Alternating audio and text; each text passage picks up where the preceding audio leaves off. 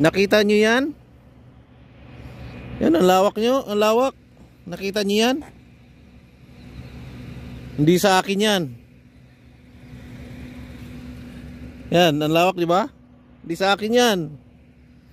Kinukunan ko lang yan, yan o. Ayan, tinatawag nilang weight. Yung ginagawang harina. Yan o. Lapitan natin para talagang makita nila na Yan o. Oh. Parang palay, itsura. Yan. Likod anang inyo likod anang kahumayan inyong barangay. Ingon nila wala na krisis. Di na tinuod oy.